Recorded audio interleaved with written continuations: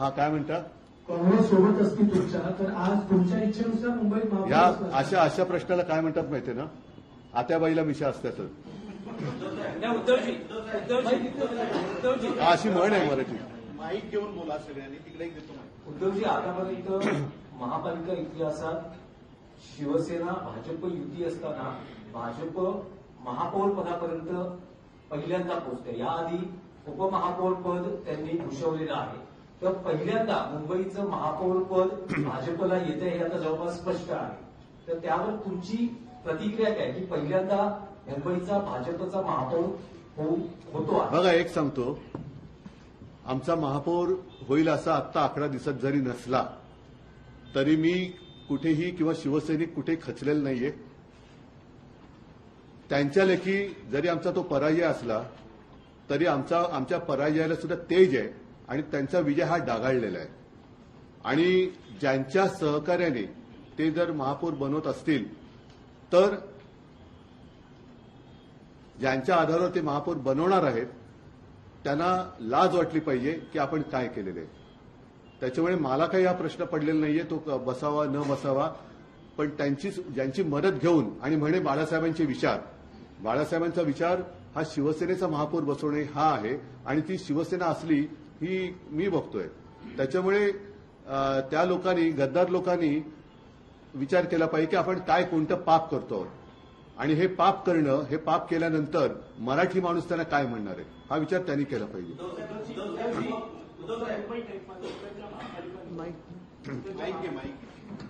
हा माईक आवाज येतोय का रे?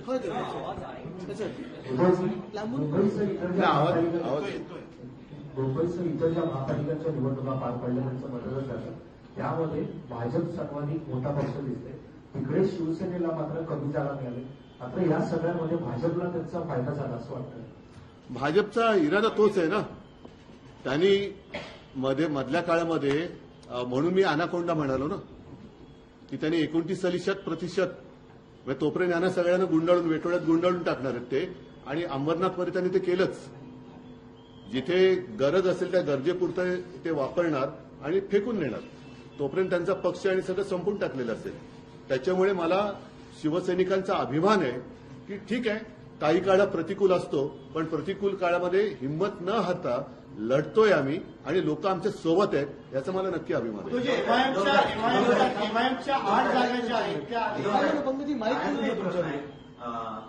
उपमुख्यमंत्री शिंदे ज्या प्रभागामध्ये रहिवासी ते संविधानिक पद नाहीये. नाही, पण म्हणून कोण असं ते पहिलं नीट सांगा, ते संविधानिक पद नाहीये. शिंदे ज्या प्रभागामध्ये कोण शिंदे? त्यांचा वाढदिवस आहे. शिंदे ज्या प्रभागामध्ये राहत आहेत त्या प्रभागामध्ये तुमच्या उमेदवारांनी, ठाकरेंच्या उमेदवारांनी शिंदेच्या उमेदवाराचा करेक्ट काय नाव त्यांचं? कोणाचं? त्या उमेदवाराचं नाही मला माहिती.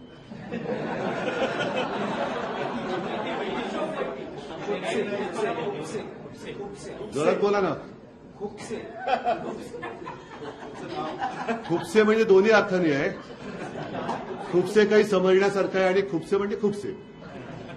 उद्धवजी, आकडेवारी, मला आवाज आहे खणखणीत, जी आकडेवारी आहे ठाकरे बंधूंची, त्यात असं एक विश्लेषण केलं जात आहे की मनसेची शिवसेना पक्षाला जास्त मदत आहे तुमच्या पक्षाला, आणि तुमचे नगरसेवक निवडून आले तुलनेत मनसेचे तितकं संख्याबळ निवडून आलेल्या नगरसेवकांचं दिसत नाही. आता हे शिवसेना भवनचा वॉर्ड हा आम्ही दिला ना, त्याने निवडून पण आला. त्याच्यामुळे असं काही नाहीये की त्यांची आम्हाला झाली आमची त्यांना नाही झाली, असं काही नाहीये. दोन्हीकडे आता कार्यकर्त्यांमध्ये सुद्धा एकवाक्यता खूप छान, कारण मी, आदित्य, सगळेच आम्ही जे काय फिरलो त्या सगळीकडे शिवसेना आणि मनसे असा काही भेदभाव आम्हाला कुठेच दिसला नाही. छान एक दिलाने आम्ही लढलेलो आहोत.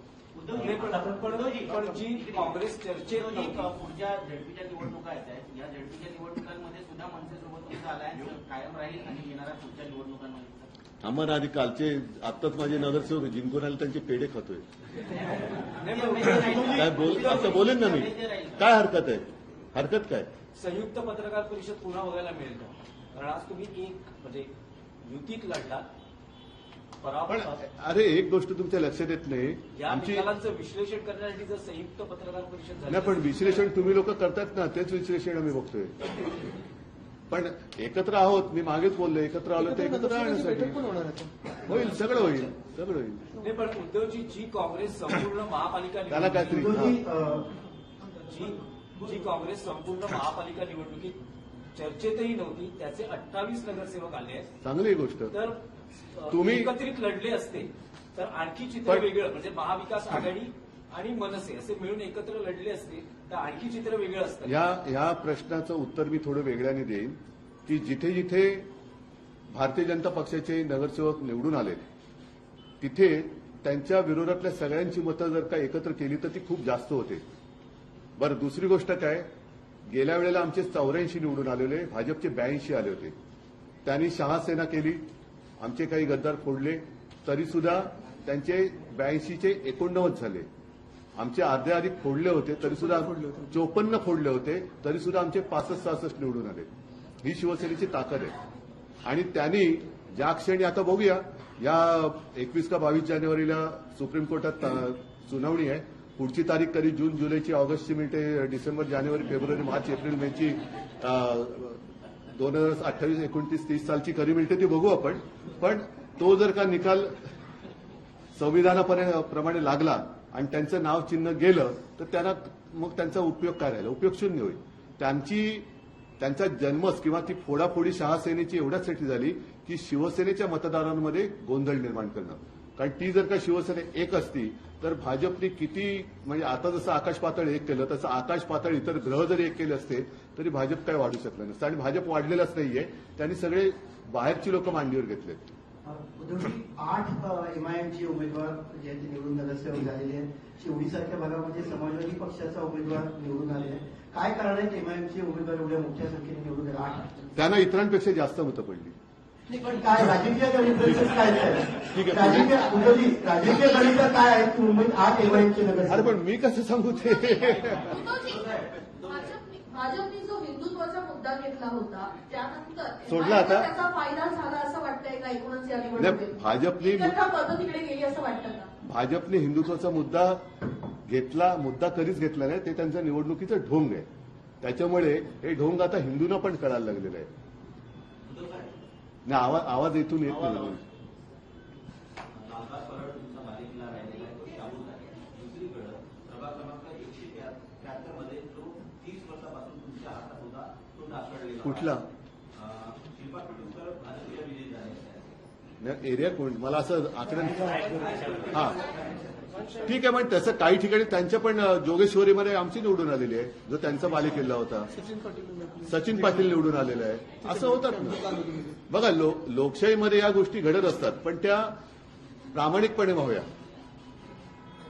आम्ही त्यांची मतचोरी पकडून दिली, दुबार मतदार पकडून दिले, त्याच्यानंतर सगळ्या गोष्टी आम्ही नंतर ते काय पाडू बिडू सगळं आणलं होतं.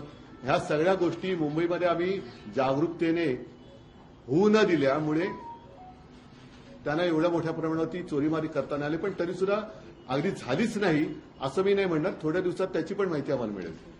उद्धवजी, आपल्या सगळ्यांचं अभिनंदन. आपण मुंबईचा विचार करू, ज्या आक्रमण होते नवी गिरगावमध्ये पण झालंय, दादरमध्ये पण होत आहे, पण असा विचार करून आपण एकत्र आलो. आता या काळामध्ये जे खूप असं विचारपूर्वक बोललात की आम्ही शिवसेनेला बाजूला काढलं. मराठी माणूस म्हटल्यावर आपल्या दादरमध्ये पण इथे आल्यानंतर आम्हाला वाटतं की आधार होते बाळासाहेबांचा. तर आता हा विचार करून आपापसात भांडण्यापेक्षा समजा जे नगरसेवक गेले ते जर परत आले तर मग शिवसेनेचा महापौर होऊ शकतो असा विचार केला जाईल. तुमच्या संपर्कात असतील तर घेऊन या.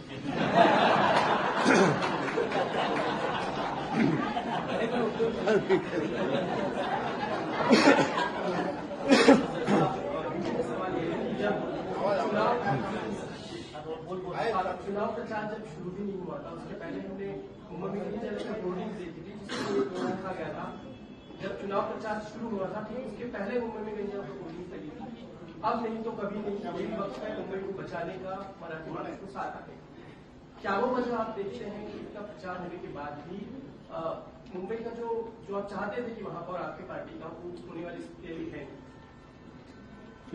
सवाल ये प्रचार आपने किया उसकी वजह से उसके बाद भी आपको जो संख्या नहीं, लेकिन इसीलिए मैंने कहा ना कि मुझे तो अपेक्षा थी कि जो भी काम हमने पिछले 25 साल में किया, खासकर कर कोविड के समय में किया, तो मुंबई के मतदाता हमारे साथ रहेंगे और वो रहे भी, बिल्कुल नहीं रहे ऐसे नहीं बात हुई है। और खासकर कर मराठी इलाका जो है, वहां के सारे मराठी जो जनता है वो हमारे साथ है ही, और साथ ही साथ कोई नॉन महाराष्ट्रियन भी है, अन्य धार्मिक भी है, वो भी हमारे साथ है। अपेक्षा तो और थी ही, अगर हमारे 100 भी आ जाते तो लगता अरे और 25 आने चाहिए थे।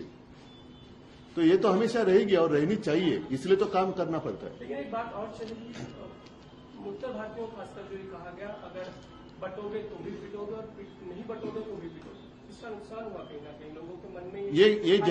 ये जहर फैलाने वाले हैं कौन? और यही तो मेरा सवाल था कि नहीं, ये क्या कहा था आपने, बटेंगे तो पिटोगे, तो ये जहरीला प्रचार किया किसने? नहीं, फिर अगर मैं ऐसी बात कहूं, हम ट्रैक बदली हो जाएगा।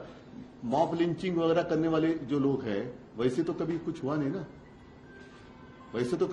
नहीं ना, और हमने तो कोविड के समय में ना मैंने कभी किसी की भाषा देखी थी, ना कभी मैंने किसी का मजहब पूछा था। मैंने तो मेरा कर्तव्य निभाया था और हमने हमेशा निभाया। जो भी कोस्टल रोड किया है या पानी की समस्या है, हर घर में जाता है, पानी भी जाता है, हर कोई वहां से जाता है। अंकित वगैरह तो उनकी पोस्ट में तो अंकित आए ना, हमारे कुछ लोग दिल्ली में है, मागाठाणे में है, अन्य गोरेगांव में आए हैं। जैसे आदित्य कह रहा है कि उत्तर भारतीयों ने भी हमें वोट तो किया ना। भाजपचा महापौर होणं आता जवळजवळ सिद्ध झालेले आहे, पण आता मुंबईची चावी आता दिल्लीकरांच्या हातात जाणार, पण हे रोखण्यासाठी आपलं काय पावलं असेल? त्याच्यासाठी तर आम्ही सांगत होतो ना ओरडून, त्याच्यासाठी तर आम्ही सांगत होतो की अफगाणिस्तान होऊ देऊ नका। आणि साहजिकच आहे की महापालिकेच्या निवडणुकीत आम्ही काही कमजोर नाही आहोत, आमची संख्या पण भरपूर आहे आणि रस्त्यावरती तर आम्ही आहोतच। देवेंद्र फडणवीसांनी आता संभाजीनगरला माहिती दिली की अजून मला उद्धव ठाकरेंच्या शुभेच्छा आलेल्या नाही, अपेक्षा आहे सर इथे मात्र विनया काय माईक फिरत आहे. देवेंद्र फडणवीसांनी म्हटलं अजून उद्धव ठाकरेंच्या शुभेच्छा येणारात का फोन करून शुभेच्छा द्यायला मला मी तेवढा काही खतरूड नाहीये, पण साहजिकच आहे एवढे सगळे त्यांनी कर्मकांड केल्यानंतर आम्ही जी त्यांना टक्कर दिले त्याचंही कौतुक त्यांनी केलं पाहिजे। सर एक प्रश्न असा विचारायचा आहे, ह्या वेळेला राज्य निवडणूक आयोगाकडे ज्या कंप्लेंट्स केल्या गेल्या त्यापैकी एक कंप्लेंट जी नवीन होती ती म्हणजे शाईबद्दलची, इनडेलिबल इंक। आता त्या संदर्भात राज्य निवडणूक आयोगाने सांगितलंय की ज्यांनी हे पुसण्याचा प्रयत्न केला त्यांच्या विरुद्ध आम्ही नाही, अशा निवडणूक आयुक्ताबद्दल विरुद्ध जनता ऍक्शन घेईल। त्यांनी लोकांच्या भावनेशी खेळ करू नये, ते म्हणजे कोणी ब्रह्मदेवाचा बाप नाहीये, त्यांनी लोकशाहीचा अपमान करू नये। लोकशाहीचा अपमान केला तर निवडणूक आयुक्तांना सुद्धा शिक्षा करावी लागेल। पण हा इश्यू कितपत सिरियस आहे? नाही, मी दिलं ना, आता बोललो नाही, मी उत्तर दिलेलं आहे की त्यांनी लोकभावनेचा अनादर करू नये, संविधानाचा अनादर करू नये। संविधानापेक्षा निवडणूक आयुक्त मोठे नाहीत, ते सुद्धा एक मतदार आहेत, त्यांना सुद्धा मतदानाचा अधिकार असतो। ते जर एका पक्षाला मतदान करू शकत असतील याचा अर्थ ते सुद्धा निष्पक्षपातीपणाने काम करू शकतात का, हा प्रश्न त्यांना विचारायला लागेल। आणि दुसरा प्रश्न असा आहे की राज्यभरातले जे आकडे आले त्याचं एकंदरीत विश्लेषण करता तुम्हाला असं वाटतं का की 2029च्या निवडणुकांसाठीचं हे हा प्रिव्ह्यू आहे किंवा त्यावेळेला कशी हे एकंदरीत राज्याचं चित्र दिसेल त्याबद्दल हे लक्षण आहे? आपल्या मराठीमध्ये काही म्हणी असतात आहेत, त्याच्यात एक म्हण खूप छान आहे, अति तेथे माती। ह्यांचं आता अति होते त्याच्यामुळे त्याची माती व्हायला वेळ नाही लागणार, म्हणजे 29 सुद्धा खूप लांब झालं। सर अंतिम एक सवाल है कि अब महाराष्ट्र में और मुंबई में रिजॉर्ट पॉलिटिक्स जो है वो शुरू हो चुकी है। महापौर को लेकर आप क्या कहेंगे? आप लोगों की गिनती हालांकि उतनी नहीं है लेकिन उसके बावजूद कुछ आगे का प्लान अगर आप बता पाए। नहीं, मैं क्या बता सकता हूँ, अभी पहले किसने कहा ना, अभी वो मांग कर रहे हैं 2.5 साल के महापौर पद की। हाँ, तो पहले तय होने दो। 2.5 साल में उनमें जो आए हैं, अगर पहले 2.5 साल महापौर बनेगा क्या, कि फिर और किसी उनकी पार्टी तोड़कर ये महापौर, जैसे मेरी पार्टी तोड़कर मेरा ही मुख्यमंत्री बनाया था, वैसे उनकी पार्टी तोड़कर वो महापौर बनाएंगे क्या? वो देखने जैसी चीज अभी इंटरेस्टिंग होगी ये बात। मुझे लगता है कि उनकी पार्टी तोड़कर वो महापौर बनाएंगे, भाजपा महापौर बनाएगी। दुबार मतदानासंदर्भात आपण नेहमीच लोकल होता, तर आपल्यापर्यंत बूथमधनं दुबार मतदानाच्या काही केसेस आल्यात का, कंप्लेंट्स आल्यात का तुमच्या कार्यकर्त्यांकडनं, आणि त्याचं पुढे काय? काही ठिकाणी आलेले आहेत, अनेक ठिकाणी मतदार यादीतून नावं नसल्याच्या तक्रारी आल्यात. विशेष म्हणजे गणेश नायकांचं नाव नव्हतं, हे मी परवाच्या कालच्या पत्रकार परिषदेत पण बोललो.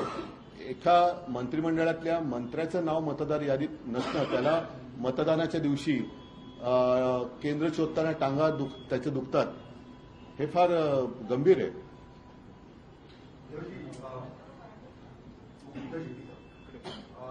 मुंबईमध्ये आता युद्ध आकडा तुम्हाला गाठला, बाकी महानगरपालिकेमध्ये मुंबईच्या बाजूच्या जिथं 2000 आता अलीकडच्या विधानसभा आणि लोकसभेमध्ये सुद्धा आपल्याला चांगली मतं मिळाली, खासदार आणि आमदारही निवडून आलेले. परभणीमध्ये मिळाले ना चांगली. बाकी ठिकाणी बाकी नाही, म्हणून मी काय म्हटलं की जसं काही ठिकाणी जरा एक संभ्रमावस्था आहे, जरूर आहे, हे मान्य करावं लागेल. थोडा संभ्रमाची जी धूळ आहे ती खाली बसल्यानंतर लोकांना खरं आणि खोट्यातला फरक कळेल. आपण मुंबईवर जास्त लक्ष केंद्रित केलं, बाहेर जास्त केलं आणि त्याच्यामुळे ते तुम्ही आपण गेला हे आहे सत्य, म्हणून मी त्यांची दिलगिरी पण आता व्यक्त केली. जिथे मी जाऊ शकलो नाही तिथे दिलगिरी व्यक्त केलेली आहे. आणि दुसरी गोष्ट अशी की शेवटी ज्या पद्धतीने साधन सामुग्री, याचा अर्थ तुम्हाला कळतो, चा वाटप पलीकडनं झाला, एवढी साधन सामुग्री आम्ही आणू शकत नाही, कारण आम्ही मुळामध्ये ज्या पद्धतीने ते पैसे ओरबाडतायत, महापालिकेची तिजोरी रिकामी करणं, इतर काही गोष्टी करणं, त्या वृत्तीचे आम्ही नाही आहोत. सर, लेकिन सवाल ये जो पूरा एमएमआर रिजन कभी शिवसेना का ही मैं विचार तुमच्याकडे माहिती एमएमआर रिजन पूरा शिवसेना का कभी बेल्ट रहा है, रहेगा ना, वापस आएगा. अभी इस वक्त भाई हम देख रहे हैं कि जो थाना आपका कभी गढ़ था, अभी वहाँ एकनाथ शिंदे की पूरी तरह से सत्ता है, केडीएमसी है, आगे नवी देखो ऐसी नहीं, एक बात ऐसे कि जैसे सीजन होता है, पतझड़ तो होती है, फिर से नए पत्ते आते हैं. तो अभी फिलहाल तो कुछ जगह पर पतझड़ हुई होगी, नए पत्ते आएंगे. कोपले फिर फुटाएगी चाक पर. लोगों के साथ पहुंच सकते थे आप प्रचार में, उन्हें सोचता है. चला,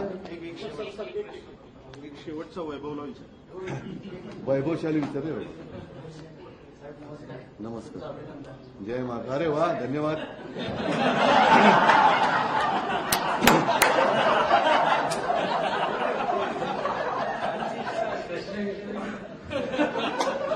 नाही विचारलं तरी चालेल. नाही, आता धन्यवाद दिले त्याला साजेचा प्रश्न विचार. प्रश्न ईव्हीएमवर होता. लोकसभाच्या नंतर त्याच ठिकाणी ईव्हीएमवर संशय घेण्यात आला होता. विधानसभेनंतर तर ईव्हीएम हॅक दुबार मतदानावर आक्षेप होता. आता महापालिकेत ज्या पद्धतीनं तुम्हाला मॅन्डेट मिळालं, आता ईव्हीएम बद्दल तुमचं काय? बघा, एका रात्रीत मत त्या बदलू शकत नाही. म्हणजे तसं एका रात्रीत मत बदलायचं असेल तर ईव्हीएमवरतीच तेही मतदान झालं पाहिजे.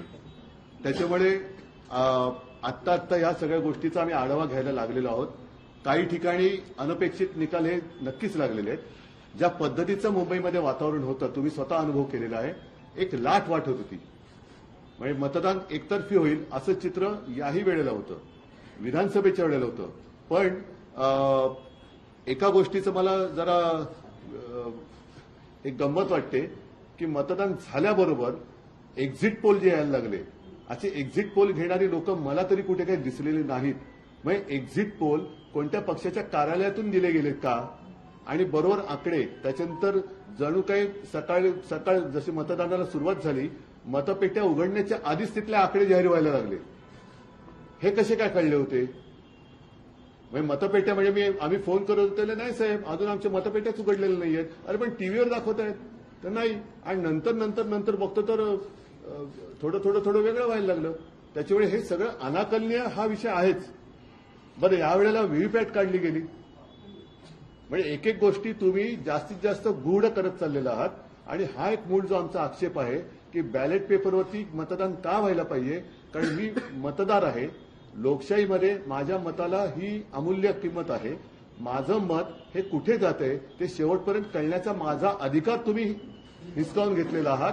आता त्यावेळेला मला ते असं झू मध्ये जसं एखादा प्राणी दाखवत तशी माझं व्हीव्हीपॅटवरची रिसिप्ट ते दाखवत होता तर ती पण नाही दाखवत. म्हणजे तुम्ही त्याच्यापेक्षा मग आणि त्याच्यानंतर ज्या पद्धतीने मुंबईमध्ये गुंडागर्दी करून अर्ज मागे घ्यायला लावत होते, म्हणजे निवडणूक पुढे आता ईव्हीएम पण नाही राहणार, डायरेक्ट डिक्लेअर होतील.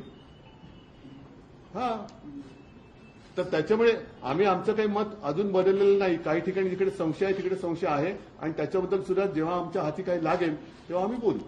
ठीक आहे, सगळ्यांना धन्यवाद. नाही आता नको. एक सर, एक काळ सर्वात मोठी गोष्ट अशी आहे की भाजप मुंबईमध्ये वाढली कशी. एक काळ असा होता की काँग्रेसचे खासदार बाळासाहेबांच्या मदतीशिवाय निवडून येत नव्हते. मुरलीधर असतील, गुरुदास कामत असतील, सुनील दत्त असतील. पण त्यानंतर आता कुठंतरी